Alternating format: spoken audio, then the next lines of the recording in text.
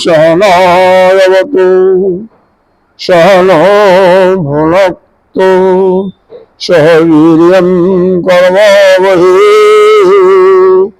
तेजस्विनावधीतमस्तु मा विद्विषावहै। ओम शांति शांति शांति। अखंडमंडलाकारं व्याप्तं येन चराचरं पदपदं दर्शितं येन तस्मै श्रीगुरुवे नमः। अज्ञानतिमिरान्धस्य ज्ञानाञ्जनशलाकया चक्षुरुन्मीलितं येन तस्मै श्रीगुरुवे नमः। गुरुर्ब्रह्मा गुरुर्विष्णु गुरुर्देवो महेश्वरः गुरुर्साक्षात् परं ब्रह्म तस्मै श्री गुरुवे नमः। त्वमेव माता च पिता त्वमेव बन्धो च सखा त्वमेव विद्याधरणं त्वमेव सर्वं मम देवदेव। गजाननं भूतगणाधिसेवितं कपितजम्बो फलचारुभक्षम् उमासुतं शोकविनाशकारकं नमामि विघ्नेश्वरपादपङ्कजम्। अनंत श्री विभूषित नित्य प्रातः स्मरणीय वंदनीय अर्चनीय पूजनीय 1008 श्री पंचायती महानेवाड़ी अखाड़ा के वरिष्ठ श्रोतीय ब्रह्मनिष्ठ महामंडलेश्वर एवं उत्तर प्रदेश संत समाज के अध्यक्ष श्री सदगुरुदेव भगवान के चरणों में कोटि कोटि नमन बंदन। यहाँ पर उपस्थित तिवारी जी के हृदयाकाश में स्थित आत्मस्वरूप परमात्मा को नमन करते हुए मैं पहले तृतीय सोपान के पूर्व में 2 श्लोक जो मंगलाचरण के हैं उसको मैं पढ़ता हूँ, फिर 34वें दोहे से 33वें दोहे से आगे बढ़ते हैं। मूलम धर्मतरो विवेक जलधे ओहेन्दुम आनंदनम वैराग्यम्बुजभाषकलम् अगघनध्वान्त आपहं तापहं मोह अम्बोधर पूगपाटन विधौ सहसंभवं शंकरं वंदे ब्रह्मकुलं कलंकशमनं श्रीराम भूपो प्रियं। सान्द्रानन्दपयोध सभगतं पीताम्बरं सुन्दरं बालसरासनं कटिलशत तुरीरभारम्बरं राजीवायतलोचनं धृतजटाजूटेन संशोभितं सीतालक्ष्मणसंयुतं पतिगतं रामाभिरामं भजे। 33 दोहे के भाष्य आगे हम पढ़ते हैं। 33 तक कल हुआ था। शापत तारत परुष कहंता विप्र पूजयस गवहि संतो पूजिय विप्र शील गुणहीना शूद्र न गुण ज्ञान ज्ञान प्रवीणा।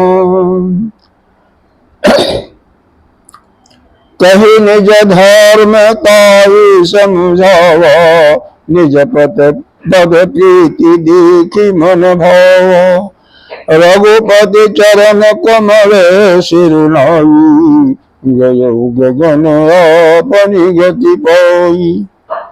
ताहि देई गति राम उदारा, सबरी के आश्रम भगधारा।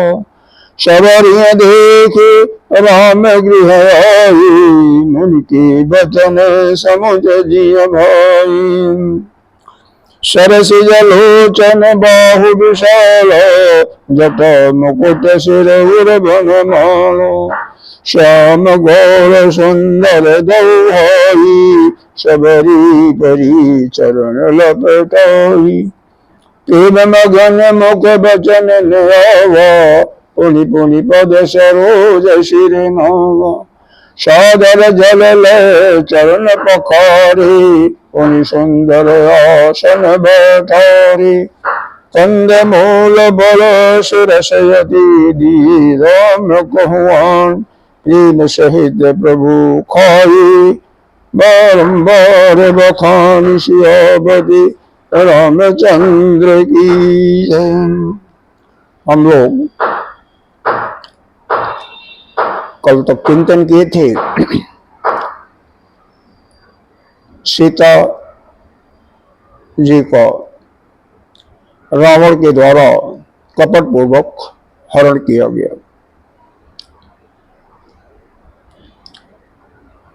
उस कपटी मृग जो सोने का बना हुआ था मारीच, उसका भगवान वध करके लक्ष्मण के साथ आते हैं।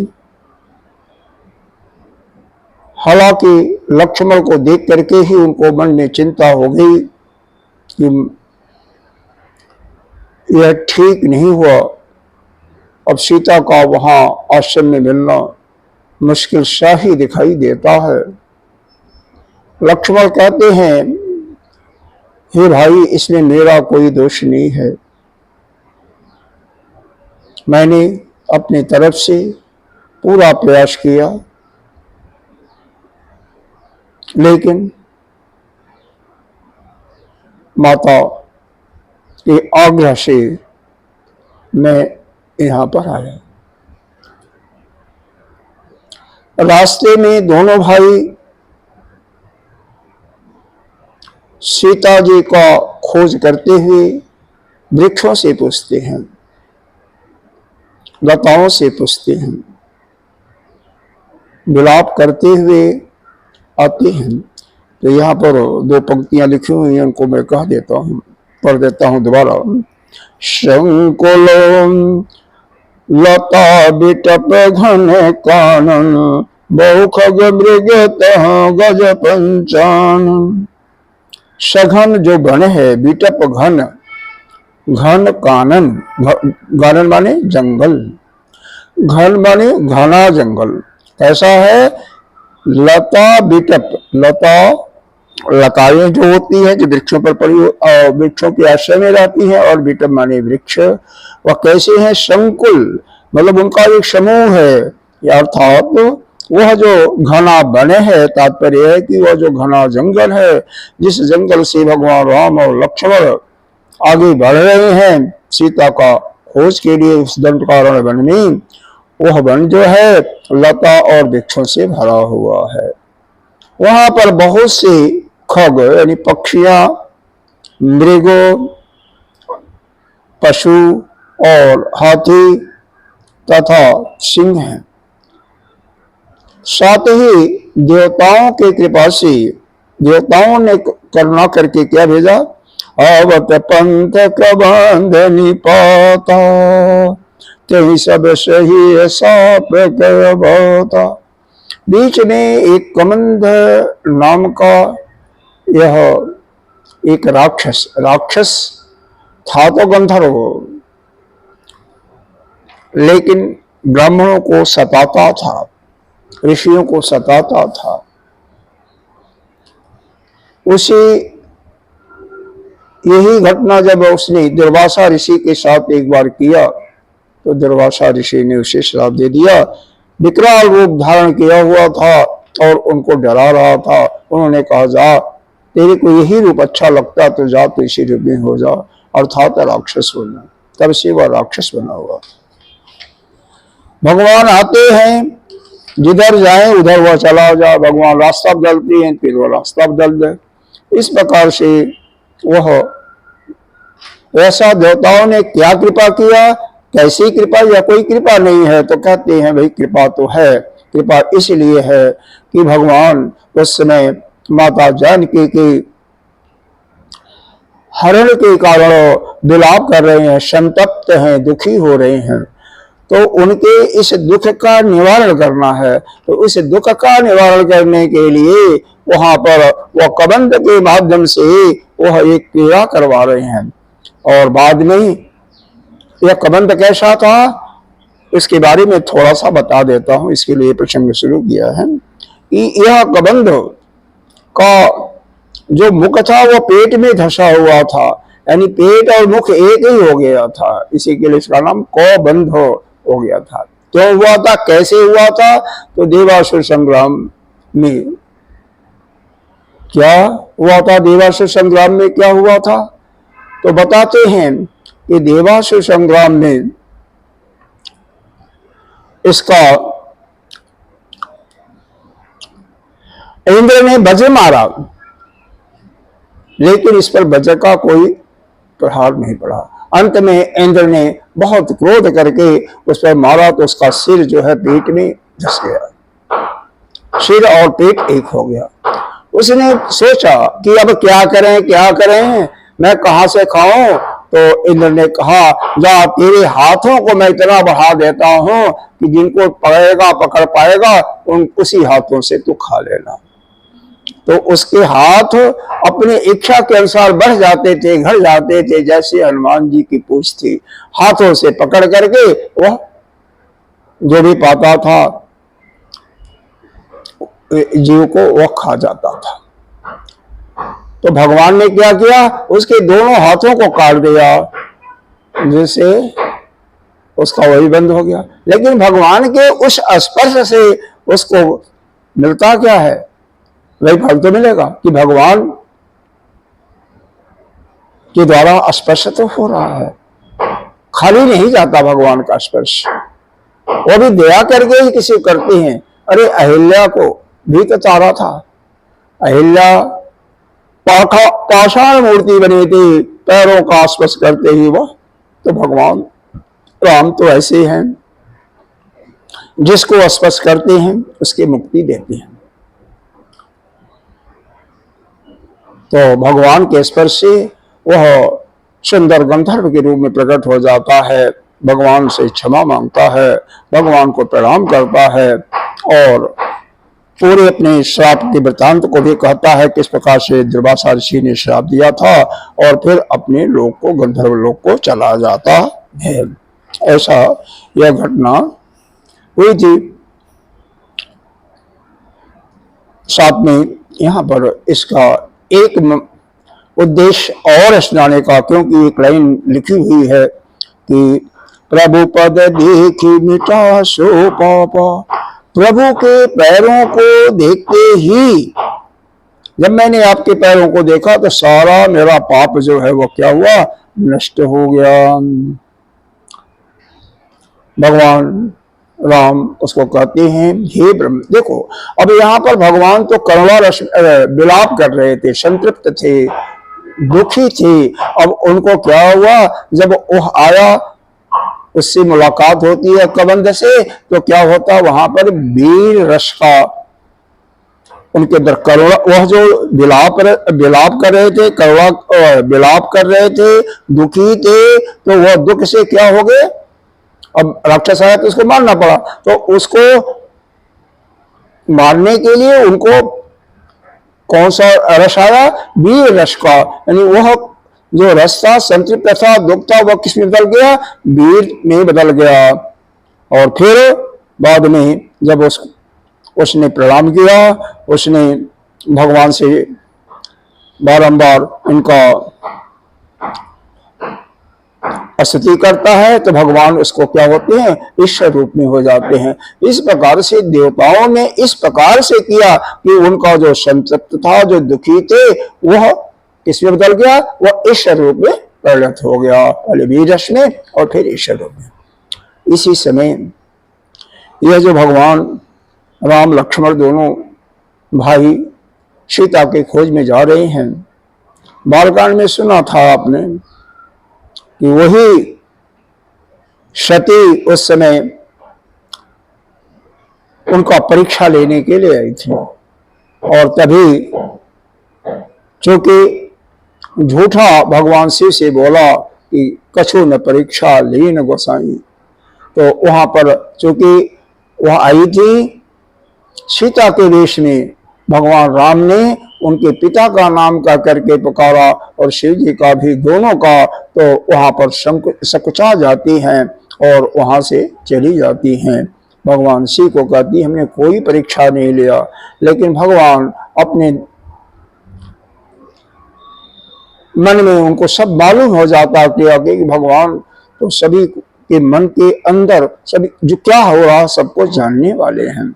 तो तभी से उन्होंने उनको कि त्याग देते हैं शरीर से कि अब इस शरीर से कभी हम पति पत्नी के रूप में नहीं मिलेंगे, क्योंकि सीता जी को हम माता स्वरूप मानते थे और सीता का रूप इन्होंने धारण किया। तो इस प्रकार से कई लीलाएं होती हैं यहाँ पर। और भगवान एक और कहते हैं, हे गंधर्व, तुमने तो बहुत गलत काम किया, जिसका दुख तुमने पाया पूरा उसका परिणाम तुम्हें मिला, लेकिन आगे चल करके अब किसी ब्रह्म कुल से द्रोह मत करना, किसी ब्राह्मण के साथ यह द्रोह मत करना, किसी संत के साथ द्रोह मत करना, क्योंकि भगवान को क्या प्रिय है? मन क्रम वचन कपट त्यजी, मन से, कर्म से, वचन से जो कपट को छोड़ करके जो ब्राह्मणों की सेवा करता है, भूसुर सेवा, भूसुर पृथ्वी के देवता अर्थात ब्राह्मणों की सेवा करता है, जिसमें वह सेवा कैसे होनी चाहिए? मन से, वचन से, कर्म से, लेकिन उसमें किसी प्रकार का कपट नहीं होना चाहिए, कपट दंभ कुछ नहीं होना चाहिए।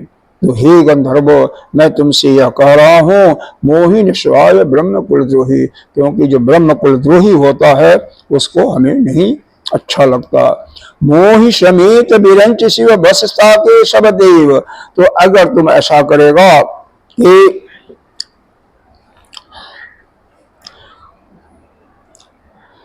मोहि समेत विरंच शिव बसता के सब देव, अगर तू ऐसा करेगा, क्या करेगा कि मन से, वचन से, कर्म से ब्राह्मणों की यदि तू सेवा करेगा, तो हे गंधर्व, ऐसा जो सेवा करता है बिना किसी कपट के, छल के, अभिमान के, तो सारे देवता, मैं क्या, शिव, ब्रह्मा और मैं सभी उसके वश में रहते हैं।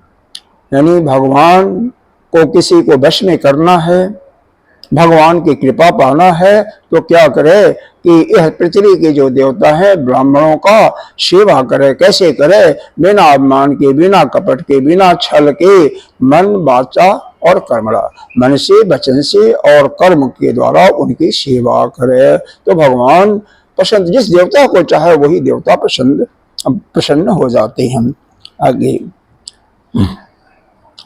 आगे क्या है?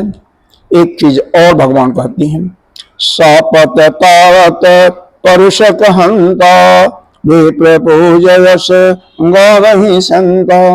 अगर कोई ब्राह्मण शाप देता हुआ, तारत मारता हुआ और कठोर वचन कहता हुआ भी ब्राह्मण क्या है? चाहे वह किसी को शाप दे रहा है, चाहे किसी को ताड़ रहा है, मार रहा है, या किसी को कठोर वचन कह रहा है, लेकिन वह विप्र जो है वह ब्राह्मण क्या है? पूजनीय है, ऐसा संत लोग गाते हैं। तो संतों की दृष्टि में ब्राह्मण कैसा भी हो, घृण से घृणित कर्म का, यहाँ पर 3 कर्म उसको दिखाई, किसी को श्राप देता हुआ, किसी को कठोर वचन बोलता हुआ और किसी को मारता हुआ, तो भी वह ब्राह्मण पूजनीय। क्यों भाई, ऐसा क्यों?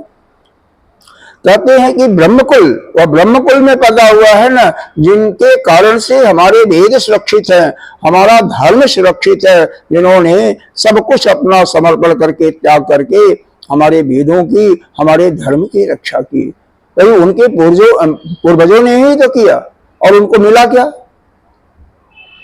तो इसलिए कुछ नहीं मिला। तो इसीलिए यह ब्राह्मण दया के पात्र हैं और इनका किसी का जन्म ब्राह्मण जोनि में ऐसे नहीं होता। ब्राह्मण कुल में उसी का होता है जिसने पिछले जन्म में बहुत कुछ तपस्या किया होगा, वैसे नहीं होता। यानी पुण्य का ज्यादा होगा और पाप कम होगा।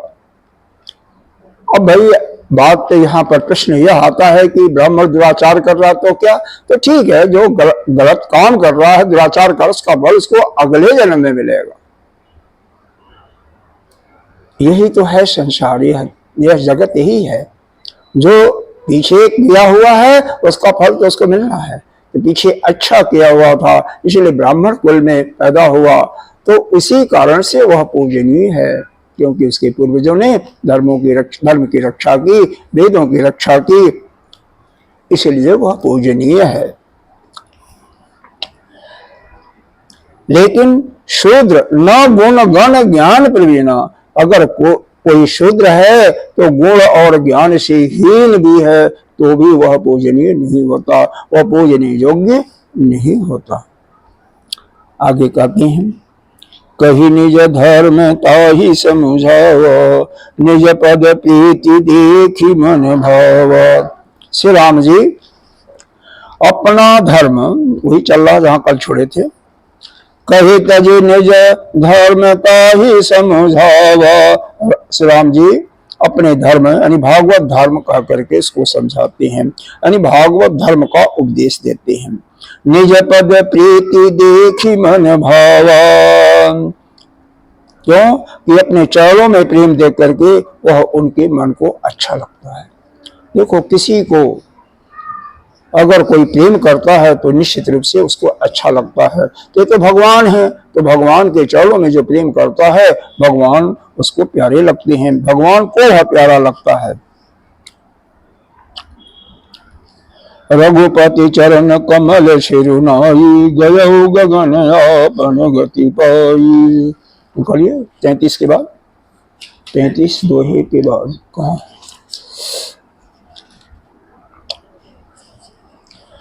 तो भगवान के चरणों में नमस्कार करके वह अपनी क्या हुआ, वह अपनी गति यानी गंधर्व का स्वरूप पा करके वह अपने लोक को चला गया। ताहि दे गति राम उदारा, अब उसके गति दे करके राम जी उसको उस कबंधर राक्षस को या गंधर्व कहिए उसको गति दे करके शबरी जी के आश्रम में पहुंचे। अब शबरी के आश्रम में बिना बुलाए जाते हैं। देखो यहाँ पर भगवान की लीला। अभी तो कहा उन्होंने ब्राह्मणों की जो सेवा करता है मन से वचन से कर्म से कपट छोड़ करके, तो उसको भगवान प्रिय होते हैं। और भगवान राम क्या किसी भी देवता को चाहे तो वह प्रसन्न कर सकता है। कोई भी देवता, शिव है, ब्रह्मा है, विष्णु, सभी प्रसन्न होते हैं।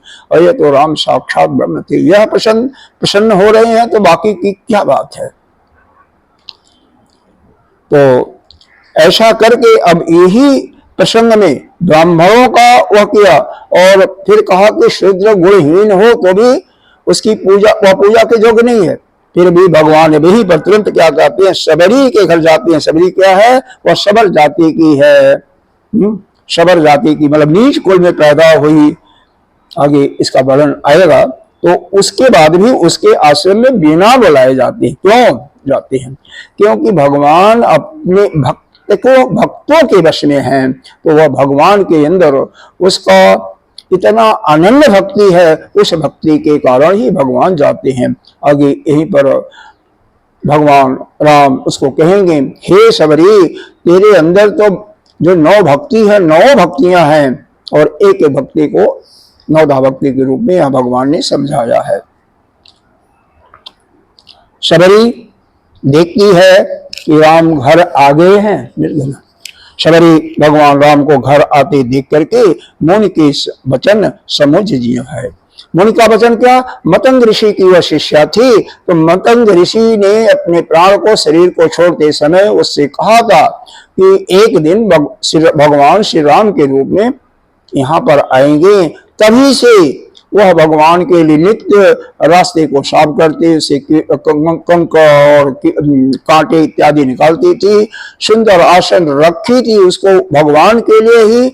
और नित्य प्रति इस वृक्ष के फल मीठे होते हैं, सबको समझ करके सभी रोज फल को पुष्प को रखती थी भगवान के लिए, जल इत्यादि की व्यवस्था करती थी कि भगवान जब आएंगे तो उनको हम खिलाएंगे। ऐसा वह पहले से करती, नित्य प्रति करती थी। उसको अपने गुरुओं में इतना पक्का विश्वास था। तो ऐसे ही गुरु के अंदर जिसका भी इतनी गहरी श्रद्धा होती है कि गुरु ने जो कह दिया वह सत्य ही है, तो निश्चित रूप से उसका कल्याण होता है, उसका उद्धार होता है। और यहाँ पर उसको गति भी भगवान अभी आगे आएगा कि वह गति दिया जो कि उनके पिता दशरथ को नहीं प्राप्त हुआ, और न तो काघुशिंडी को प्राप्त हुआ, न तो रावण को प्राप्त हुआ। मतलब इसका आना जाना ही बंद हो जाता है सबरी का। तो सरसी जलोचन बाहु विशाला, कमल सदृश नेत्र भगवान के कैसे हैं? सरसिज यानी कमल जैसे, कमल के सदृश उनके नेत्र हैं। भुजाएं बड़ी बड़ी हैं, जटा मुकुट, जटा जो बनाए हुए हैं मुकुट का काम कर रही है सिर पर, और हृदय में बनमाला है। दोनों एक ही जैसे, एक अंतर क्या है? एक ही जैसे दोनों का मुकुट है, दोनों की माला है, और दोनों के नेत्र बड़े हैं, भुजाएं भी विशाल हैं। लेकिन अंतर क्या है? एक श्यामला है, दूसरा गौर है।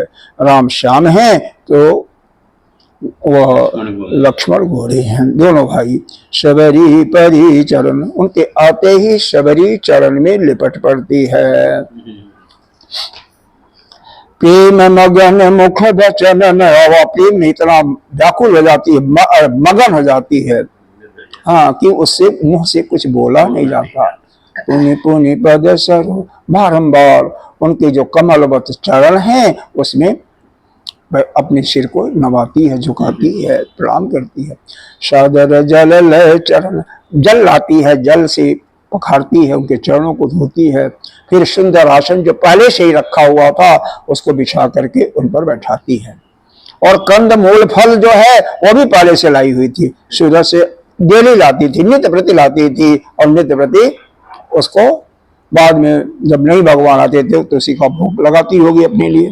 तो कंद मूल फल स्वादिष्ट जो थी पहले से उसको पता था किस वृक्ष के फल मीठे हैं, किसके कड़वे हैं, किसके तीखे हैं। सब अच्छे अच्छे वृक्षों के फलों को ला करके उनको भगवान को जो पहले से लाई थी रामचंद्र जी को दिया। प्रभु ने बारंबार प्रशंसा करके प्रेम से उनको खाया। कहती है लक्ष्मण जी तो कई दिन से भूखे थे। क्यों? जब सीता जी का हरण हुआ तो उनके मन में इतनी ग्लानि हो गई क्योंकि उनके कारण वो सोचते थे मेरे कारण ही सीता जी गई, क्योंकि भगवान राम ने उनको रक्षा करने के लिए भेजा था, वहां पर रखा था, लेकिन वो जा भी नहीं रहे थे। सीता जी के कहने पर भी उन्होंने कहा कि हे माँ राम तो भगवान हैं, पुरुषोत्तम हैं, उनको कौन पराजित कर सकता है। लेकिन फिर भी कुछ वचन ऐसे माता ने कही तो फिर उस वचन के प्रभाव से वह चले गए थे। तो सबसे उन्होंने भोजन नहीं किया था, ग्लानि हो गई थी। हालांकि वह एक ऐसा रेखा खींच करके गए थे चारों तरफ से, अगर रेखा के पार नहीं जाती तो रावण का हस्ती नहीं तक उसको ले जाता, रावण उसके अंदर घुसते ही जल जाता है। तो वह परीक्षा कर लिया था, तो मालूम था इसीलिए अंदर नहीं गया। नहीं कोशिश होता है ना, जब अग्नि निकलती है ना, हाथ जाओ मान लो पैर जाओ, और पैर पहले ही धधक, रेखा के पहले ही जब उसमें धधक आती है तो आगे कैसे बढ़ेगा पैर? ऐसा प्रभाव होता है, सत्य का प्रभाव बहुत होता है। तो इसलिए खोप तो खाए, अपने भूखे थे तो भूख तो भाई देखो बखान भी किए। हाँ, जब सब कुछ मिल जाता है बारंबार, भगवान ने बखाना क्यों बखाना? क्यों झूठे फल खिलाया, मतलब उसको चक करके रख दिया। देखो यहाँ पर यह कुछ नहीं लिखा हुआ है। हाँ, लोग गाते हैं कि झूठे है, में 4 लगे हैं, ठीक है, चख लिया तो समझ जाओ ये दूसरे भी मीठे होंगे। हाँ, ऐसे किया था कि हर एक को चख करके नहीं दे रही थी। पहले उसने हर एक वृक्षों के फलों को देख रखा था कि किस वृक्ष के फल मीठे हैं, किसके कड़वे हैं, किसके तीखे हैं। तो जो अच्छे अच्छे वृक्ष थे उन्हीं के फलों को, कंदमूल को नित्य प्रति रखती थी, लाती थी सुबह सुबह तोड़ करके। रास्ते को सफाई करते थे, रास्ते पर फूल बिछाते थे।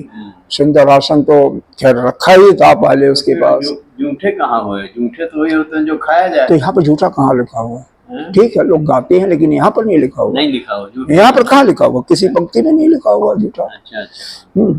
ठीक है, हरिओम। हाँ, इसमें जब नहीं लिखा हुआ तो हम कैसे कहेंगे? ठीक है, कहीं अन्यत्र लिखा हुआ है तो उसका मतलब यही समझे कि वो वृक्षों के फलों को चीख करके, स्वाद लेकर के फेंक लाते। हाँ, जिसका फल मीठा होता था उन्हीं वृक्षों के फलों को ला करके रखी थी। ठीक है, आगे बढ़ते हैं। और भगवान उसकी प्रशंसा इसीलिए करते हैं क्योंकि आगे बताया जाएगा कि वह अपने को बहुत मानहीन, दीनहीन मानती है, इसीलिए भगवान से प्रशंसा करते हैं। एक बात और यहाँ पर है, एक वहां पर जहां पर यह रहती थी बगल में एक पोखरा था, तालाब समझिए। उसका पानी जहां पर लोग स्नान करते थे वहीं से पानी लोग पीते थे, लेकिन किसी कारण उसमें कीड़े पड़ गए थे। जितने भी तपस्वी ऋषि थे उन्होंने स्नान किया लेकिन कुछ प्रभाव नहीं पड़ा। भगवान ने सबरी के प्रभाव को दिखाने के लिए, क्योंकि अब यहाँ पर यह है कि कोई नीच जाति का नहीं होता है, यहाँ पर दूसरे प्रकार से प्रश्न किया। उसका जो कर्म होता है वही उसको छोटा और बड़ा बनाता है। दोनों चीजें, छोटा और बड़ा बनाने का उसकी भक्ति है। तो उसके अंदर 9 प्रकार की भक्ति थी। उसके अंदर भगवान का इतना बड़ा प्रेम था और मतंग ऋषि का दिया हुआ आशीर्वाद था, क्योंकि मतंग ऋषि का सेवा बिना छल कपट बहुत ज्यादा सेवा की थी। तो इसलिए उसका वह जो नीच जाति में पैदा होना, जड़ बुद्धि होना, वह सब कुछ समाप्त हो चुका था। वो तो योग की पराकाष्ठा तक पहुंची थी। तभी भगवान को बताती है, जब अंत में आएगा इसी में, कि आप भगवान जब पूछते हैं कि कहाँ सीता जी को क्या देखा है, तो कहती है कि आप पूछ रहे हो जबकि आप सब कुछ जानते हो, लेकिन ठीक है, पंपापुर जाइए, पंपा सरोवर में, वहां पर सुग्रीव आता है एक बंदर, उससे मित्रता कीजिए और वहां से आपका काम बनेगा। तो हाँ, अशोक नहीं, अशोक को बालिका तो वहां थी, लंका में थी, पंपा सरोवर, पंपापुर। तो वह तो दिव्य दृष्टि उसको मिल चुकी थी पहले, दिव्य दृष्टि, और क्या। तभी तो जो सब कुछ जान रहा है, देख रहा है, तो उसको तो वह गुरु का था, प्रसाद था, गुरु के प्रसाद से मिला ही था उसको। और गुरु के प्रसाद से, गुरु के ही वचन से वह भगवान का नित्य, उसको दृढ़ विश्वास था कि गुरु ने कहा है जरूर आएंगे। हाँ, तो भगवान आएंगे, यह निश्चित था। इसलिए तो गुरु के वचन पर विश्वास होना यह भी कम नहीं है। आइए, विश्वास को रखने के लिए भी भगवान गए। हाँ, उसी के लिए भगवान गए, बिल्कुल उसी के लिए। तो आगे पढ़ते हैं। इसीलिए उसके फलों का बारंबार बखान भी, वर्णन भी कर रहे हैं। पानी जोरी आगे बैठानी, प्रभहि बिलोक प्रीति अति बाढ़ी। पानी जोरी आगे बैठानी, प्रभु ही बिलोक प्रीत अति भारी। कई विधिया सिद्ध कर्म तुम्हारी, अदम जाति में जरम अति भारी। कई विधिया स्तुति करो तुम्हारी, अधम जाति में जड़ मति भारी। अधम ते अधम अधम अति नारी, तीन महमय मति मंद अघारी। अधम ते अधम अधम अति नारी, तीन महमय मति मंद अघारी। कह रघुपति सुन भामिनी भाता, मानव एक भगति करनाता। कह रघुपति सुन भामिनी भाता, मानव एक भगति करनाता। जाति पाति कुल धर्म बड़ाई, धन परिजन गुण चतुराई। जाति पाति कुल धर्म बड़ाई, धन बल परिजन गुण चतुराई। भगतिहीन नर सो है कैसा, बिन जल बारिद देखै जैसा। भगतिहीन नर सो हरि सोहई कैसा तो हरि कैसा सोहई बिनु दरबार देखिए जैसा नवदा भगति कहूँ तही पाही सावधान सुन धर मन मोही नवधा भगति कहूँ तू ही पाई सावधान सुन धरु मन माही प्रथम भगति संतन कर संग दूसर रति मम कथा प्रसंग नम भगति संतन कर संगा दूसर रति मम कथा प्रसंगा गुरुपद पंकज सेवा तीसर भगति अमान गुरुपद पंकज सेवा तीसरी भगति अमान चौथी भगति मम गुण गुण करई कपट तजी गान चौथी भगति मम गुण गण करई कपटता तजी है गान बदी रामचंद्र की। अब यहाँ पर भगवान उसको नवधा भक्ति का, वैसे तो वह 9 भक्तियों से उसके अंदर सब कुछ था, लेकिन सभी को बताने के लिए भगवान नवधा भक्ति का यहाँ पर उपदेश देते हैं। देखो यह भक्ति जो है सबरी को जो बताया दिया, वह जो यह भक्ति जिसमें एक भी जिसके पास ये भक्ति होती है वह क्या होता है, भगवान का प्यारा हो जाता है, यानी भगवान उससे प्रेम करते हैं। और पहले जो लक्ष्मण को राम गीता के अंदर बताया था, उसमें बताया था कि जिससे जो उस भक्ति को करता है वह भगवान को प्रेम करता है, वह भगवान वह साधक जो है भगवान उसको प्रिय लगते हैं। और यह जो भक्ति है यह भगवान ही का वह प्यारा हो जाता है। दोनों में अंतर है। जैसे आप मेरे प्यारे हो गए तो यह अलग चीज हो गई, और आप मेरे से प्रेम करो यह अलग बात हो गई। बहुत अंतर है। अंतर है कि नहीं है? अगर एक साधक एक भक्त भगवान से प्रेम करता है तो यह अलग चीज है, लेकिन भगवान ही उससे प्रेम करें वह अलग हो गई, वह महान हो गया। जैसे कोई कहता है कि अब जोगी जी की बात लेते हैं, आप यूपी के बाशिंदे हो, तो जोगी जी जो हैं हमारे प्रिय हैं, हमारे दोस्त हैं, हमारे चाचा हैं, ताऊ हैं, कुछ कहे, यह हमारे मित्र हैं। तो यह उतना बड़ा नहीं है जितना जो जोगी कहे कि यह अमुक जो है मेरा प्रिय है। हाँ, तो ऐसे ही इस भक्ति के जिस जो धारण करता है नवधा भक्ति, भगवान उसको प्रेम करते हैं, वह भगवान का प्यारा होता है। और पहले जो भक्ति लक्ष्मण को बताई थी वह राम से प्रेम करता है, भगवान उसे करते ही यह बात नहीं है, लेकिन ना कोई जरूरी नहीं है, वह भगवान उसका प्रेम भगवान के ऊपर देना होता है। लेकिन यह भक्ति जो करता है वह भगवान का ही प्यारा हो जाता है, नहीं भगवान उसको चाहते हैं। तो पानी जोरी आगे कह रहे हैं पान जोड़ी आगे, पानी माने हाथ होता है। हाँ, दोनों हाथों को जोड़ करके खड़ी हो जाती है प्रवाहित लोग, और भगवान को देख करके बहुत उसके अंदर प्रेम उमड़ जाता है। और फिर कहती है हे प्रभु मैं आपकी स्तुति कैसे करूं, अधम जाति में जब मैं अधम जाति में नीच जाति में पैदा हुई हूँ, और बुद्धि भी हमारी जड़ है, हमारी बुद्धि भी जड़ है, यानी बुद्धि भी हमारी नहीं है, तो मैं कैसे आपकी स्तुति करूं।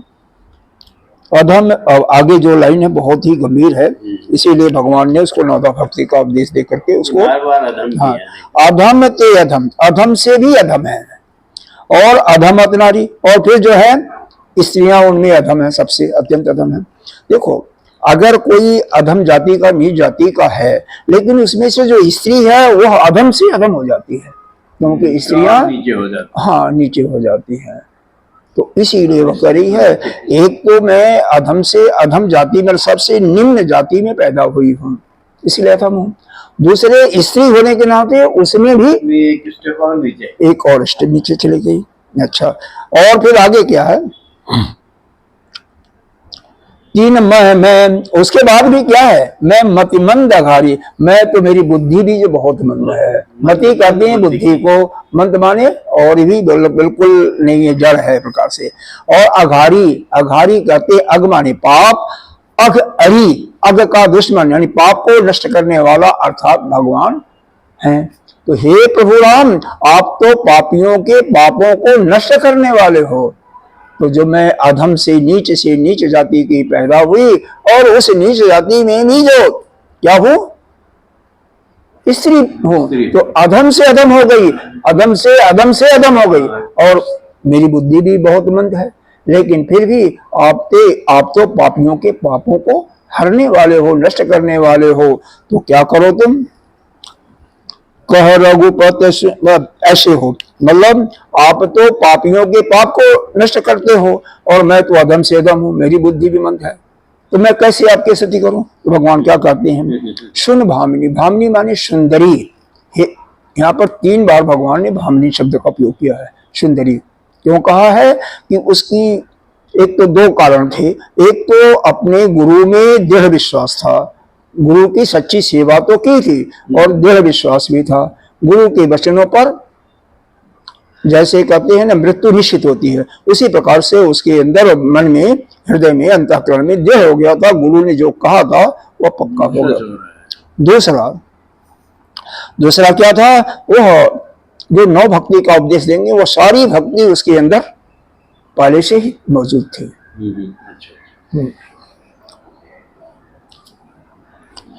ये 9 भक्ति कौन कौन? आगे बताया जाएगा, आगे बता रहे हैं। जाति पात, हाँ, मानहु एक भगत। तो कहते हैं भगवान, हे प्यारी सुनो, हे सुंदरी सुनो, मेरा तो केवल एक भक्ति का ही नाता है। जो भक्ति करता है वही मेरा प्रिय होता है, और कोई हमारा कोई संबंध नहीं है। जाति है, पाति है, कुल, धर्म, बढ़ाई, यह सब जो है ना, धन है, बल है, परिजन, कुटुंब है और गुण है, चतुरता, इन सबके होने पर भी भगत ही नर सो है कैसा, जिसके अंदर सब कुछ है, बहुत बड़ा परिवार है, धन है, बेटे पोते सब कुछ है, गुणी भी बहुत है, उच्च जाति में भी पैदा हुआ है, लेकिन सब कुछ होते हुए अगर उसके अंदर भक्ति नहीं है तो वह कैसा है, जैसे बादल जो है बिना जल के, ऐसे बादल आते ना, काला बादल जी जलवावे भूरा बादल, या घाघ एक कवि थे, उन्होंने लिखा हुआ है कि काला बादल जीव डरवावे, भूरा बादल पानी लावे। तो जो काला बादल होता है, यानी जिस बादल में जल नहीं होता है, वो कैसा होता है, वैसे ही सब कुछ होते हुए भी जो भक्ति से हीन है वह उसी जलद, उसी बादल के समान है, जिसमें पानी तो है नहीं, बादल है, सब कुछ होते हुए वो बिल्कुल बेकार है। अब आगे इसी प्रकार से कर रहे हैं। अब मैं 9 प्रकार की भक्तियों को तुमसे कह रहा हूँ। सावधान सुन धरु मन माही, सावधान हो करके तुम सुनो और मन में इसको धारण करो। अब देखो, प्रथम भगति संगत संतन कर संगा, यहाँ पर संतन कर संगा है दिया हुआ, तो यहाँ पर संतन कर संगा, इसका अर्थ समझें। देखो, संत की संग का मतलब क्या है, इसका मतलब यह है कि सत्संग सुनो, सत्संग, सत्संग, सत्संग, संत क्या है, सत्य है, तो केवल संग करने से उनके बातों को धारण नहीं करोगे तो कुछ लाभ नहीं होगा।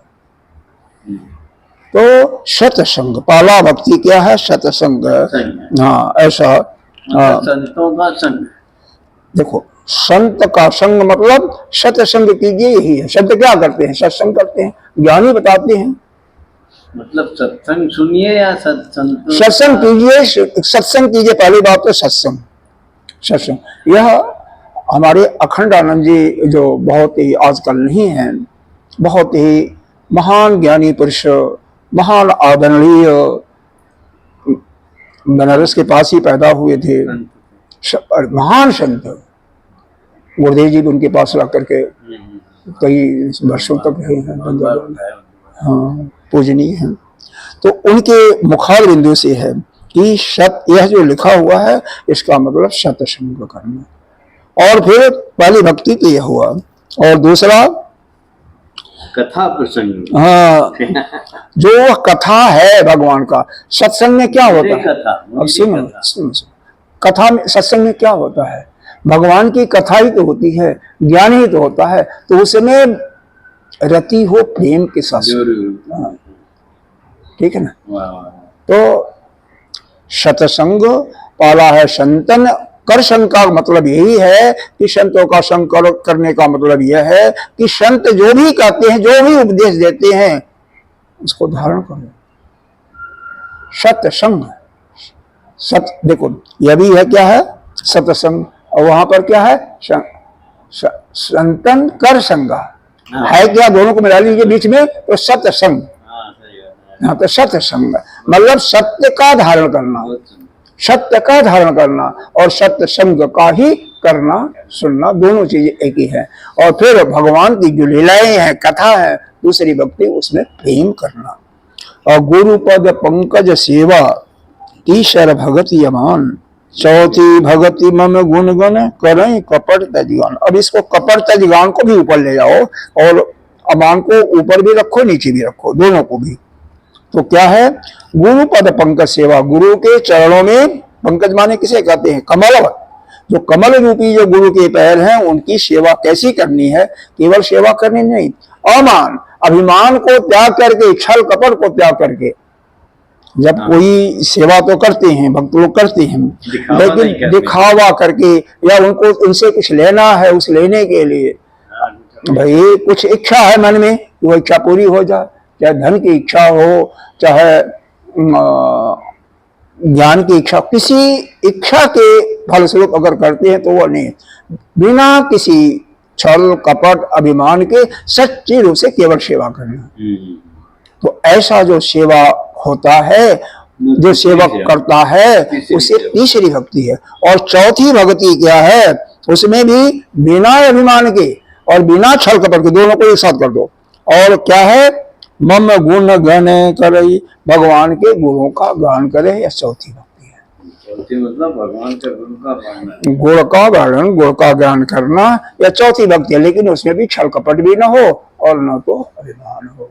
तो यह अभिमान और छल कपट दोनों में नहीं हो, तीसरी और चौथी में साथ में, तब जाकर के इसका है। नहीं तो गुरु का सेवा करते रहो और उसमें अभिमान भी रखो, छल कपट भी रखो, तो फिर वो उसका कोई लाभ नहीं मिलता है। इसी प्रकार से भगवान के गुण का भी गान कीजिए और उसमें छल कपट हो और अभिमान हो, तो उसका कोई लाभ नहीं मिलता है। आगे इसको नौदा भक्ति को समाप्त करने की कोशिश करते हैं। मंत्र जाप मम दृढ़ विश्वास, पंचम भजन सुविध प्रकाश। मंत्र जाप मम दृढ़ विश्वास, पंचम भजन सुविध प्रकाश। छठ दमशील विरति बहु कर्म, निरत निरंतर सज्जन धर्म। छठ दमशील विरति बहु कर्म, निरत निरंतर सज्जन धर्म। सातम मम मोहि मैं जग देखो, मोती संत अधिक करि लेखो। सातों सब मोहि मैं जग देखा, मोते संत अधिक कर लेखा। आठम जथा लाभ संतोष, सपन नहीं देखई पर दोष। आठम जथा लाभ संतोष, सपने नहीं देखई पर दोष। नवम सरल सब सन छल हीना, मम भरोस ही हर्षण दीना। मम शरण सब छल हीना, मम भरोस ही हर्ष न दीना। नवम हुई कौ जिनके होई, नारी पुरुष सचराचर कोई। कहु जिनके होई, नारी पुरुष सचराचर कोई। यह नवी भक्ति यहाँ पर समाप्त होता है। तो यहाँ तक को हम पढ़ लेते, अगली लाइन भी पढ़ लेते हैं, फिर यहाँ तक करके फिर आगे बढ़ेंगे। सोई अतिशय प्रिय भामिनी मोरी, सकल प्रकार भगति दृढ़ तोरे। सही अतिशय प्रिय भामिनी मोरे, सकल प्रकार भगत दृढ़ तोरे। जोग वृंद दुर्लभ गति जोई, तो कहूँ आज सुलभ भई सोई। जोगी वृंद दुर्लभ गति जोई, तो कहूँ आज सुलभ भई सोई। देखो भगवान क्या कहते हैं, चौथी भक्ति के, पंचम भक्ति क्या है, मंत्र जाप। मंत्र जाप क्या है, जिससे चित्त की एकाग्रता होती है, वही मंत्र जाप है। चित्त एकाग्र नहीं हुआ तो मंत्र जाप करने से क्या फायदा। आप मंत्र पढ़ रहे हैं लेकिन सोच दूसरा रहे हैं, हाँ, तो फिर वो नहीं होगा।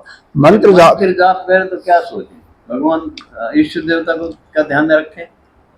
जिसका जिसका भी मंत्र जाप कर रहे हैं उसी का ध्यान रखो ना। हाँ वही अपने हाँ, उसी में मंत्र में ही मन को लगाओ ना, आगे क्यों ले जाते हो कहीं। तो मन की चित्त की एकाग्रता अपने आप आती है। चित्त एकाग्र नहीं होता तो कोई फायदा नहीं। मंत्र जाप का मतलब चित्त की एकाग्रता, ध्यान का मतलब चित्त की एकाग्रता। तो जाप भी ध्यान है। जैसे कन्हई का मंत्र पढ़ रहे हैं तो कन्हई की जो मूर्ति है सामने हो और उसी को देखते रहो। मूर्ति हो तो अच्छा ही है, एकाग्रता के लिए मूर्ति जरूरी है, लेकिन जिसका बिना मूर्ति के ही एकाग्र हो जाता उसके लिए कोई जरूरी नहीं है। मतलब मूर्ति ना भी हो तो उनकी मूर्ति दिमाग में रहे। देखो, यह जो प्रारंभिक साधक उसके लिए जो आप कर रहे हो वही होना चाहिए, लेकिन अब आगे साधना बढ़ जाते तो फिर अब ब्रह्म तो निराकार है ना। हाँ, प्रारंभिक स्थिति में सगुण साकार रूप में जो भगवान है, जिससे भी प्रिय है, प्रेम है आपका, उसके मूर्ति को देखते रहिए। जो मंत्र है, अगर कन्हई का मंत्र का जाप कर रहे तो एक ही मंत्र का जाप करना चाहिए। देखो, इस संसार में गुरुदेव कहते हैं कि गुरु एक हो, मंत्र एक हो, माला भी एक हो और पुस्तक भी एक हो। पुस्तक एक का मतलब यह है जिस पुस्तक पर आपका एक एक शब्दों पर कंट्रोल हो, वह पुस्तक। जैसे गीता को किसी ने मान लिया, विशेष करके प्रस्थान त्रयी आता है ज्ञान के लिए, तो उसमें श्रीमद् भगवत गीता है, उपनिषद है, उपनिषद बहुत है, 108 उपनिषद है, कोई एक उपनिषद पर कंठस्थ हो, और ब्रह्मसूत्र। तो इनमें से किसी कम से कम एक पर तो मास्टरी हो आपकी, तभी तो हो ना। ले लिया, पुस्तक है, पढ़ते भी हो और कुछ आया नहीं, समझ में नहीं आया, दृढ़ता नहीं हुई तो कोई बेकार है। दृढ़ हो जाए ना वो चीजें, और जो चीजें हैं जान रहे हैं वह ज्ञान में बदल जाए। जैसे गुरु भक्ति ही है, अब गुरु भक्ति की सेवा सुना या भक्ति सुना और वह चित्त में एकाग्र हो गया। ब्राह्मण की सेवा सुना, ब्राह्मण के सेवा शब्द की सेवा में पक्का हो जाए तो फिर ठीक है, नहीं हुआ तो कोई फायदा नहीं। अब पांचवी भक्ति यही है। क्या है? मंत्र जाप में दृढ़, भगवान में, परमात्मा में दृढ़ विश्वास हो और उस विश्वास करके मंत्र का जाप, यानी दृढ़ विश्वास होगा तभी तो मन एकाग्र होगा। और पंचम भगवत, यह पांचवी भक्ति जो है वेदों में वर्णन है। तो पांचवें वेद में क्या वर्णन है कि भगवान के मंत्र का जाप और भगवान में दृढ़ विश्वास, मतलब विश्वास पूर्वक दृढ़ता के साथ में मंत्र का जाप करना। और मंत्र की जाप में का मतलब जब चित्त एकाग्र हो जाए समझो आप जाप कर रहे हो। एकाग्रता ना आवे तो वह जाप नहीं है। जैसे उस तो फायदा उससे भी होता है, क्योंकि एक संत थे इस्कॉन के, बहुत महान संत थे, नाम मेरे को ध्यान नहीं आ रहा है। यही प्रश्न मैंने उनसे किया था करीब आज से 28-29 साल पहले, 30 साल पहले, लगभग 27-28 साल हुआ। अफ्रीका में वहाँ पर किया था बोत्सवाना में, कि क्योंकि इस्कॉन का एक वो होता है कि 16 माला करना है, नित्य प्रति 16 माला कीजिए कम से कम। 16 माला में क्या है? हरे कृष्ण कृष्ण कृष्ण हरे हरे, हरे राम राम राम हरे। यह करते रहिए आप, कैसे भी कीजिए, चलते फिरते, नहीं तो ऐसे पूरा नहीं होगा। कुछ लोगों ने कहा से नहीं पूरा होगा, तो चलते फिरते करते रहिए। ठीक है, करते रहिए। ये एक और महामंडलेश्वर हमारे जो आजकल हैं, नाम मैं नहीं लूँगा, उनका भी यही था कि आप कम से कम, वो तो कहते थे करो जितना भी जाप करो उतना ठीक है, चल करते रहिए, और तभी संभव होगा कि चलते फिरते करते रहिए। लेकिन मैंने जो प्रैक्टिकली करके देखा, जो मंत्र का जाप हम बैठ करके बिल्कुल एकाग्रचित हो भी जाता, ऑटोमेटिक हो जाता है, बाद में ध्यान भी लग जाता है, समाधि भी लग जाती है, तो उससे जो लाभ है, उससे वह जो हम चलते फिरते करते हैं उसमें वह लाभ नहीं है। लेकिन चलते फिरते जाप करने से क्या लाभ है? हमारी वाणी वह उसका अभ्यस्त हो जाती है। तो वह वाणी अभ्यस्त हो जाती है तो आप सोते हुए भी वह मंत्र आपके मन में चलता रहेगा, चित्त में चलता रहता है, आपके अंत समय भी चलेगा। और दूसरी बात उससे यह है कि उतने समय तक तो आप संसार से अलग होते हैं, तो यह फायदा होता है। वह एक वह फल तो नहीं मिलता है, लेकिन संसार से कम आपको अलग होने में यह शक्ति मिल जाती है क्योंकि जब मन वहां पर होगा तो नहीं लगेगा। रास्ता चल रहे हैं, रास्ता भी देख रहे हैं, लेकिन फिर भी संसार से बहुत ज्यादा मन आपका संसार में नहीं होता वहां पर, तो यह लाभ होता है। अगल बगल क्या हो रहा है, कौन आ रहा है, कौन जा रहा है, नहीं रहेगा। हाँ, क्योंकि यह मेरा भी एक विशेषता कि भाई हम मंत्र का जाप कर रहे हैं तो एकाग्र होकर के उसी का लाभ, क्योंकि बहुत पहले से करते भी थे और उससे लाभ भी मिलता था, तो फिर हम चलते रहेंगे तो मंत्र एकाग्र होता नहीं। तो इसका उन्होंने यह बताया था कि यह दो लाभ होगा, संसार का में आपका मन उतना भाषित नहीं होगा जितना आप वैसे वो खाली हो। दूसरा, आपका मंत्र का जब इतना जब परिपक्वता हो जाएगी, हमेशा कर रहे हो, तो वह सोते में जाप, और वो मैंने देखा प्रैक्टिकली अनुभव किया कि वो सोते सोते भी जिस दिन मंत्र का जाप कम हुआ तो अपने आप ही निकलता रहता, चलता रहता है, और वह कब आती है नहीं तो पता नहीं चलता, चलता रहता है। और अंत समय भी उसका वही मंत्र आता ही आपको है। कोई चाहे कि हम यहाँ पर तो एक माला की, दो माला की या तीन माला करते हैं, अंत समय में भगवान का नाम आ जाएगा, कभी नहीं आएगा। क्योंकि यहीं पर भगवान ने गीता जी में कहा है, अनन्य चिंतितो माम जे जना पर उपासते ऐसा नित्य, हाँ नित्य करना है, नित्य निरंतर करना है। योगक्षेम महान्यम, तो वह योग और क्षेम का ख्याल करते हैं। यह नहीं है कि मतलब आधा घंटा किया, 1 घंटा किया, हमेशा आप खाना बना रहे हो, इसीलिए भोजन में बनाते हुए उन्हीं के गुणों का वर्णन करता हुआ माताएं कई गाती हैं और करती रहती हैं। चलो आगे चलते हैं। छठ दम शील विरति बहु कर्म निरत निरंतर सर्जन धर्म। छठवीं भक्ति क्या है? दम। दम मतलब इंद्रियां आपके वश में हो, इंद्रियों के वश में आप ना हो, हाँ उन पर कंट्रोल हो। शील मतलब दूसरों के साथ व्यवहार करते हैं उसमें किसी प्रकार का छल कपट न हो, शील आपका अच्छा हो। विरति मतलब बहु कर्मा, मतलब यह इंद्रियों का निग्रह हो, अच्छा आपका स्वभाव चरित्र हो, दूसरों के साथ अच्छा व्यवहार हो, और क्या हो? बहु कर्मा से विरति हो। विरति माने वैराग्य, कर्मा माने बहुत कर्म मत करो, कर्मों से वैराग्य हो। बिल्कुल वैराग्य यहाँ पर नहीं किया, लेकिन बहुत ज्यादा कर्मों से वैराग्य हो। ज्यादा कर्म करोगे तो क्या होगा? उससे पाप पुण्य होगा। कर्म करने से पाप पुण्य होगा, तो पाप भी होगा पुण्य भी होगा, तो वह पापों को तो भोगना पड़ेगा ना। पुण्य होगा तो भी आप होना तो पड़ेगा। तो इस प्रकार से बहुत से कर्मों से वैराग्य हो। निरत निरंतर सज्जन धर्मा, और नित्य निरंतर क्या हो? संत पुरुषों का आचरण में लगे रहना, उनके धर्म में लगे रहना। देखो नित्य निरंतर स्पष्ट कर दिया कि सज्जन के निरंतर सज्जन धर्मा, संत पुरुषों के धर्म में निरत रहना, मतलब लगे रहना।